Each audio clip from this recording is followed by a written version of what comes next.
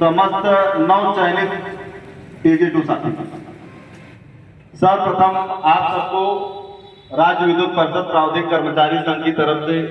पूर्वांचल कार्यकारिणी की तरफ से ढेर सारी बधाई व शुभकामनाएं। साथ ऐसी स्थिति में दिया है कि जब जहां निजीकरण का चिन्ह मंडरा रहा है और यह जो प्रमोशन हुआ है,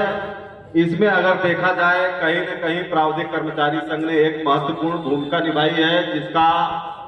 आप लोग भलीभांति अवगत हैं। इस बारे में थोड़ा मैं आप लोगों को ब्रीफ कर देना चाहता हूं कि प्रावधानिक कर्मचारी संघ सन 2017 से ही TG2 से अवर अभियंता प्रोन्नति की जो व्यवस्था थी उसमें सुधार के लिए लगातार प्रयासरत था। और जब सन 2017 में इन्होंने लिखित परीक्षा का प्रावधान लाया तो उस समय भी जो जागरूक तकनीशियन साथी थे वह माननीय न्यायालय के शरण में गए और माननीय न्यायालय के शरण में जाने के बाद वहां पदोन्नति पे स्टे मिल गया था और उसका मुख्य उद्देश्य था कि लिखित परीक्षा हमें किसी भी प्रकार से स्वीकार नहीं है। तत्पश्चात उसी समय जो साथी किए थे कोर्ट केस, कहीं न कहीं तकनीशियन संवर के पीठ में छुरा घोंपते हुए उन्होंने प्रबंधन से समझौता कर लिया और जो TG2 से अवर अभियंता प्रोन्नति थी उसमें पहली बार 10 वर्ष की बाध्यता लागू हो गई, जिसका परिणाम कहीं न कहीं जो आगे नियुक्त TG2 हुए या जो उस समय कार्यरत थे उनके ऊपर पड़ा। तत्पश्चात 2019 में पदोन्नति हुई, उस समय भी कोर्ट केस वगैरह हुए, जो विभागीय नियमावली थी, जो विभागीय अनियमितता थी उसको लोगों ने विरोध किया, संगठन के माध्यम से भी विरोध किया गया, माननीय न्यायालय के शरण में भी जाकर विरोध किया गया, जिसका केस अभी तक पेंडिंग चल रही है। उसके बाद जितनी पदोन्नतियां हुई हैं उसमें कहीं न कहीं अनियमितताओं को लेकर के संगठन के द्वारा जो जागरूक TG2 साथी थे उनके द्वारा लगातार विरोध किया जाता रहा है। और यह जो पदोन्नति हुई है, इस पदोन्नति में भी आप लोग ग्रुपों के माध्यम से जान ही रहे होंगे कि जब सर्वप्रथम यह प्रमोशन का विज्ञापन निकला था तो इसमें 67 सीट 40% में और 117 सीट 8.33 में ये इन्होंने घोषित किया था। लेकिन 2017 से ही लगातार कुछ TG2 साथी इस प्रमोशन प्रक्रिया पर प्रभावी तरीके से नजर बना के रखे हुए थे, तो वह लगातार उन्होंने उस आंकड़ा को कलेक्ट करके रखा था और जिस आंकड़े को कलेक्ट करके रखा था उन्होंने संगठन के माध्यम से चेयरमैन महोदय, प्रबंध निदेशक महोदय, चीफ हार्डवेयर कार्यालय में उस पर आपत्ति डाली कि नियमतः जब आप पूर्व में ही पदोन्नति किए थे, उस पदोन्नति में 98 सीट 40% का रिक्त रह गया था, तो जब आप नए वर्ष में चयन अपना TG2 से JE की प्रोन्नति कर रहे हैं तो वो 98 प्लस होना चाहिए, लेकिन कहीं न कहीं यह 67 हो गया। इसके पश्चात हम लोगों के द्वारा जाकर के चेयरमैन महोदय से मिला गया, जो भी अनियमितता थी उसके बारे में विस्तृत बताया गया। ये मुख्य अभियंता हार्डवेयर महोदय से मिला गया और कहीं न कहीं जो पुराना परिवेश मुख्य अभियंता हार्डवेयर का था वह बदल चुका था और वहां पे पूरी की पूरी मुख्य अभियंता हार्डवेयर में नई टीम थी कि यह 67 सीट नहीं होना चाहिए या 98 प्लस होना चाहिए, यह आप गलत आंकड़ा निकाल रहे हैं। तो उस समय मुख्य अभियंता हार्डवेयर महोदय ने जागरूकता का और एक ईमानदारी और जो उनका पद था उस पद का उचित निर्वहन करते हुए उन्होंने तत्काल 2015 से जो भी पदोन्नति हुई थी सभी की फाइल अपने टेबल पे मंगवा लिया और टेबल पे फाइल मंगवाने के बाद उन्होंने संगठन के सामने ही उसका पूरा कैलकुलेशन करवाया और वो कैलकुलेशन करवाने के बाद तब जाकर के ज्ञात हुआ कि यह वास्तव में 67 सीट ना होकर के 183 सीट है। यह कहीं न कहीं 40% TG2 साथियों का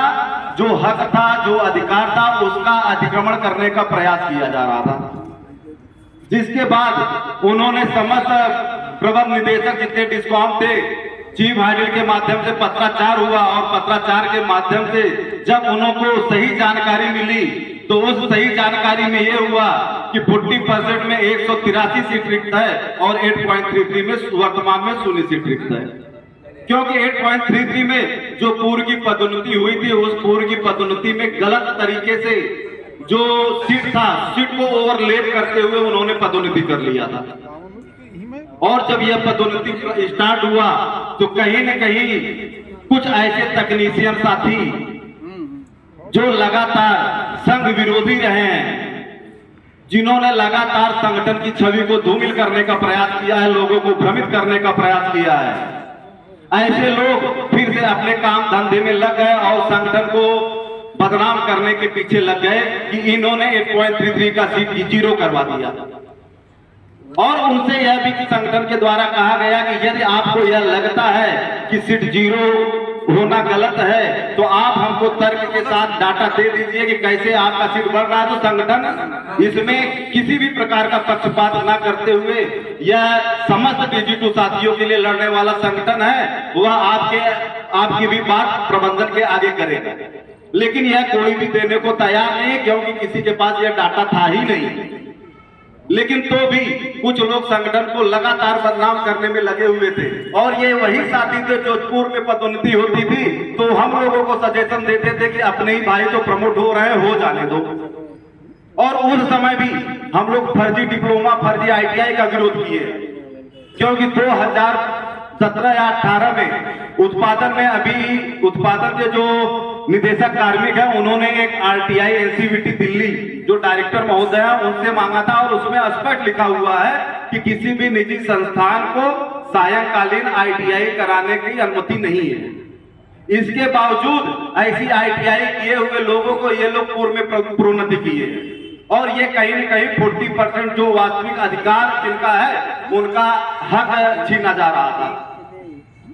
लेकिन कुछ लोगों की आदत है कि लोगों को भ्रमित करना, लोगों को गुमराह करना। हमको ऐसे लोगों को दरकिनार करके हमको जो न्याय संगत है, जो नियम से सही है और जो पारदर्शी तरीका है, हमको उसको अपनाते हुए इस लड़ाई को आगे भी जारी रखना है। इस चीज की जानकारी है क्योंकि अशोक पटेल जी, रामानुज जी, विपुल जी और तमाम साथी लगातार इसमें लगे हुए थे, एक दूसरे का सहयोग कर रहे थे। और जो भी डाटा निकाला जा रहा था, जो भी कैलकुलेशन हम लोग बैठ करके ईयर वाइज किए, और उसमें हम लोगों ने स्पष्ट कमियां पाई। और इस मंच के माध्यम से मैं प्रदेश के समस्त टीजी2 साथियों को कह देना चाहता हूं कि राज्य विद्युत परिषद प्रावधिक कर्मचारी संघ प्रत्येक टीजी2 के साथ है। लेकिन यदि कोई चाहेगा कि प्रावधिक कर्मचारी संघ किसी के सेल्फिश के लिए अगर कोई नियम विपरीत कार्य करे तो यह प्रावधिक कर्मचारी संघ नहीं कर सकता है। और क्योंकि कई साथियों के ऐसे फोन आए हैं प्रमोशन के बाद मेरे पास, उनका कहना था कि जब 67 सीट 40% में हो रहा था और 8.33 में 117 सीट हो रहा था तो आपने विरोध किया, क्यों किया? आपको विरोध नहीं करना चाहिए था। कई साथी ऐसे फोन करते हैं कि आप फर्जी ITI, फर्जी डिप्लोमा की बात क्यों करते हैं? तो उनको यही जवाब दिया जाता है कि हम किसी भी प्रकार से गलत नहीं है। जो सीट हमारी वास्तविकता थी हमने उसकी जांच करवाई, जो हमको सीट मिला हमने उसको लिया। और यदि हमारे अधिकारों को कोई छीनने का प्रयास करेगा तो हम चीफ हाइलिस से भी लड़ने को तैयार है, चेयरमैन से भी लड़ने को तैयार है, हम स्तर से लड़ने को तैयार है, लेकिन हम अपने अधिकारों का हनन किसी से भी होने नहीं देंगे। और जो प्रदेश में 2013, 14 और 14-15 के रिक्तियों के सापेक्ष अगर किया गया है तो उस वर्ष का चयन, उस वर्ष की वरिष्ठता हमारे प्रोन्नत टीजी2 साथी को दिया जाए। यह एक इसी विषय मतलब इसी टाइप के संदर्भ में सुप्रीम कोर्ट में एक केस भी हुआ था, जिसमें सुप्रीम कोर्ट ने स्पष्ट किया है कि नहीं, जिस वर्ष की रिक्तता है उसी वर्ष की उनको वरिष्ठता दिया जाए। और ये प्रावधिक कर्मचारी संघ सदैव लड़ रहा है, और प्रावधिक कर्मचारी संघ टीजी2 के साथ साथ जो हमारे प्रोन्नत टीजी2 हैं उनकी भी हक की, सम्मान की लड़ाई सदैव लड़ रहा है। और एक उदाहरण मैं आप लोगों को बता देना चाहता हूं कि जैसे 2009 से पूर्व जो टीजी2 का प्रथम टाइम स्केल था, अवर अभियंता, द्वितीय सहायक अभियंता, तृतीय अधिशासी अभियंता का था। और इसके पूर्व में जो हमारे साथी रहे हैं उन्होंने इसका लाभ भी लिया है। लेकिन सन 2015 में 55B करके एक पत्रांक आया था और उसमें ये हुआ था कि जो आपका मूल पद जिससे आप विभाग में आगमन होता है, उस आगमन के पश्चात आपको 3 ही टाइम स्केल मिलेगा। आपका जो नियुक्ति पद है, नियुक्ति पद से अग्रिम 3 ही टाइम स्केल मिलेगा। हाँ, यदि आपका उस पद पर पदोन्नत हो जाता है तो उस स्थिति में आपको वो ग्रेड पे मिलेगा। और इस स्थिति में जो हमारे TG2 साथी हैं, यदि एग्जांपल ले रहा हूं, अगर वो TG2 साथी TG2 के पद पे भर्ती होता है तो 2600, 3000, 4200, 4800 पे जाके समाप्त हो जा रहा है, जो 2015 में इन्होंने नियमावली जारी किया है। और उसका उस समय भी हम लोगों ने विरोध किया है, आज भी उसका विरोध किया जा रहा है। और यही आप लोगों को अवगत कराना चाहता हूं कि अगर इस मुद्दे की लड़ाई कोई लड़ रहा है तो वो TG2 का संगठन जो प्रावधिक कर्मचारी संघ है वही लड़ रहा है, क्योंकि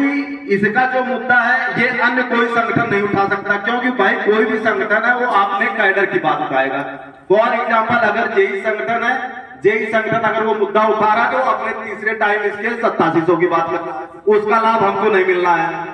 अगर हमारे ग्रेड पे की बात अगर कोई कर रहा है तो वो प्रावधिक कर्मचारी संघ ही कर रहा है। और इसका लाभ ये है कि हमारे TG2 के साथ साथ जो हमारे प्रोन्नत साथी हैं उनको भी इसका 100% लाभ मिलेगा और इसके पूर्व में मिलते आया है। और यही प्रावधिक कर्मचारी संघ के जो पूर्व अध्यक्ष हमारे रहे हैं, उपखंड अधिकारी लोग रहे हैं, अपना अवर अभियंता रहे हैं और वो TG2 पद से प्रमोट होकर के गए हैं। अगर उनकी अगर विभाग में यदि भविष्य में कोई भी नीति निर्धारण होता है, अगर आप लोगों का कोई भी नीति निर्धारण होता है तो वो ऐसे जेई नीति निर्धारण नहीं किया जाएगा। वो हमेशा आप विभाग में किस मूल पद पे आए हैं उसी से आपका नीति निर्धारण किया जाएगा। और उस नीति निर्धारण में यदि हमारे हक और सम्मान की अगर कहीं बात आएगी तो उसका प्रावधिक कर्मचारी संघ पूर्व में भी लड़ता था, वर्तमान में भी लड़ रहा है और भविष्य में भी लड़ेगा। मैं ये आप लोगों को आश्वस्त कर देना चाहता हूं और आप लोगों से अनुरोध भी है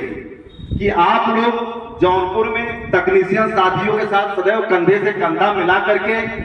जो प्रावधिक कर्मचारी संघ है उसको मजबूत करने का कार्य किए हैं। और आप लोगों से अपेक्षा है कि आप लोग नौ तैनाती पश्चात जिस भी जिले में जाएं वहां पर प्रावधिक कर्मचारी संघ को मजबूती दें और प्रावधिक कर्मचारी संघ के जो तकनीशियन साथी हैं वह जो अपने प्रोन्नत TG2 साथी जो अवर अभियंता हैं उनके साथ खड़े रहे और उनके मनोबल को बढ़ाने के साथ साथ उनका मार्गदर्शन भी करते रहे, क्योंकि जो आपके हक और सम्मान की लड़ाई है। और मैं इतना पूरा दावे से कह सकता हूं, आप जो भी पत्राचार हो, आप किसी भी जो कैडर संगठन है, मैं जनरल संगठन की बात नहीं कर रहा हूं, लेकिन किसी भी कैडर संगठन का आपका जितना भी पत्राचार हुआ है आप उठा के देख लीजिए। उनका जो मूल जो उनके कैडर का मूल जो नियुक्ति है वो उसी के हिसाब से पत्राचार करते हैं, उन्हीं मुद्दों की बात करते हैं। और आप लोगों को मैं ये भी बता दूं कि आज अगर हम 2014-15 साथी 2014-15 के बाद के जो साथी हैं उनको अगर उनकी वरिष्ठता में अपर में रखने की बात कर रहे हैं तो वही अगर आप कहीं अन्य जगह सोच रहे होंगे तो वही संगठन पत्राचार किया हुआ है कि इनको सबसे अंतिम में रखा जाए क्योंकि ये लोग प्रमोशन होकर के पाए हैं। लेकिन मैं आपको इतना विश्वास दिला देता हूं कि संगठन